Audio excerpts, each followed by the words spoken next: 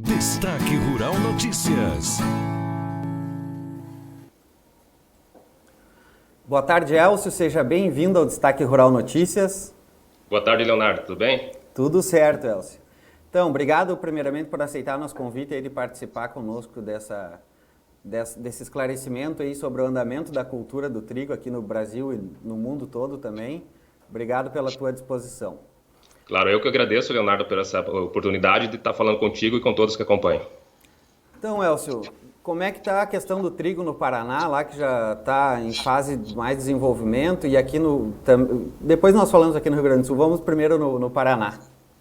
O Paraná, que é o maior produtor de trigo aqui do Brasil, na verdade, tem sido, ao longo dos anos, o estado que mais produz, até porque tem grande volume de indústrias que estão dentro do estado e também mais próximo do grande mercado consumidor, que é o mercado do Sudeste.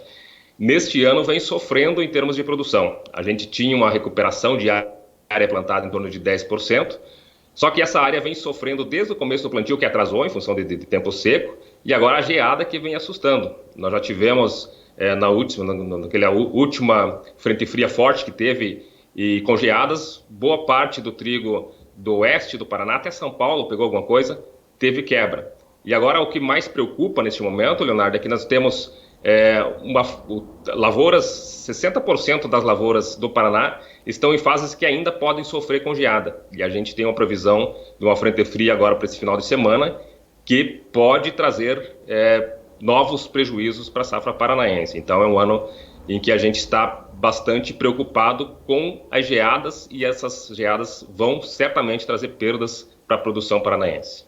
Tá certo. E aqui no Rio Grande do Sul, Elcio, nós mantivemos a mesma área basicamente do que a do ano passado, né? E por enquanto está tudo tranquilo. Esse frio que lá é problema, que pode ser até um auxílio à produção, né? Exato, essa é a leitura. A gente tem ainda uma fase das lavouras que não sofrem. As lavouras sofrem com geada, na verdade, no momento que está florescendo e quando está frutificando ou enchendo o grão, como se fala. E não é o caso, se tiver alguma coisa mais ao oeste do estado do Rio Grande do Sul, mas não é o caso da fase das lavouras aqui no Rio Grande do Sul. O Rio Grande do Sul vem reduzindo a área plantada há um bom tempo. Os produtores têm reclamado bastante das dificuldades em função de clima, em função de preço, e vinham reduzindo grandes volumes de área plantada. O Rio Grande do Sul já produziu mais de 1 milhão de hectares, e hoje essa safra deste ano, por exemplo, é de 740 mil hectares. Então a safra menor, fica a torcida aí para que o clima continue ajudando, mas por enquanto essas geadas, infelizmente, não trazem nenhuma preocupação para as lavouras gaúchas. Fica mais a preocupação no momento da colheita, que eventual excesso de chuva pode trazer perdas em termos de qualidade, principalmente. Tá certo. Falando na questão de preços, Elcio, você me falava antes que depende muito da questão do mercado internacional, né? Como está se desenvolvendo essa safra de trigo esse ano no mercado internacional?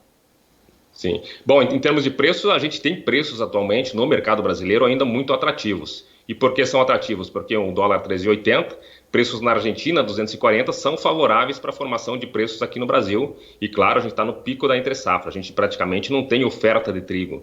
Então são preços que a gente fala basicamente indicados nominalmente, não tem trigo para vender, pelo menos grandes volumes de trigo para vender aqui no Brasil. E como tu havia falado, o que vai formar o preço aqui no Brasil é a situação que vem de fora, né? Nós somos grandes importadores, o terceiro maior importador de trigo do mundo este ano, então o que acontece lá fora acaba afetando o nosso mercado. E o que a gente tem no mundo é um grande excesso de estoques. A gente tem, segundo dados do USDA, 280 milhões de toneladas de trigo em estoques. O mundo nunca teve tanto estoque de trigo assim. A diferença deste ano em relação... a gente tem que chamar atenção, na verdade, para um destaque, para uma particularidade que tem esses estoques. São 280 milhões, mas desses 280, 50%, ou seja, 140 milhões aproximadamente, estão nas mãos dos chineses. Está no mercado apenas. E a China não é um mercado que participe de grande força no mercado tanto da venda quanto de compra. Então, se grande parte desses estoques são na mão dos chineses, significa que o mundo, os outros países, não estão com grandes excessos assim. A situação de abastecimento mundial não é folgada. E se não é folgada, a tendência de preços ainda é de preços acima de $5 por bushel nos Estados Unidos. Ouvindo até aqui para os Estados Unidos não tem uma grande safra, os Estados Unidos é um dos grandes exportadores, e por ser um grande exportador e não ter grande excedente de produção em relação ao consumo, o saldo exportável vai ficar dentro da normalidade e como o quadro não é folgado nos Estados Unidos, a tendência também de preços lá nos Estados Unidos é de alta, ou de manutenção desses preços acima de $5 por bushel.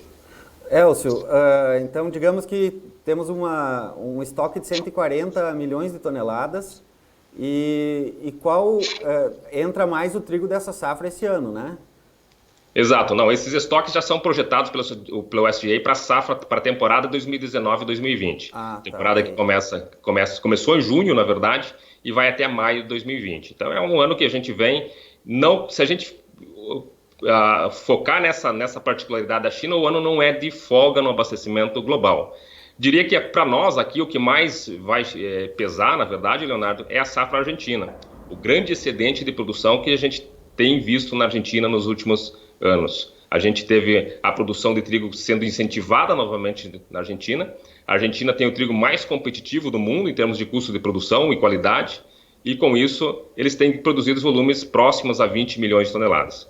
Como eles consomem 6 milhões apenas, sobra para vender no mercado internacional 14 milhões de toneladas, muito mais do que a nossa necessidade de importação, que é em torno de 6 milhões. Então a Argentina vem com grandes excedentes, tem que competir com o estoque com os outros países lá fora, mas tem no Brasil o seu grande comprador. Então esse excedente da Argentina que não deixa que nós tenhamos muita elevação de preços aqui no Brasil, porque tem muito trigo disponível.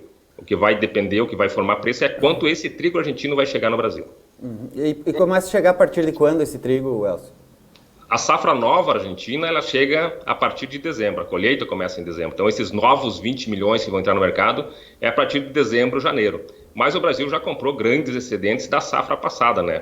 Porque a safra da Argentina, na verdade, essa safra no passado que foi de 19,5 milhões, ela encerra em novembro, o ano comercial, né? Então para a próxima temporada também a Argentina vai ter bastante trigo. Essa é a leitura, a gente já comprou bastante trigo, as indústrias neste ano importaram muito trigo e para o próximo ano a tendência novamente é de grande oferta e possibilidade de importação de trigo de boa qualidade pelas indústrias brasileiras.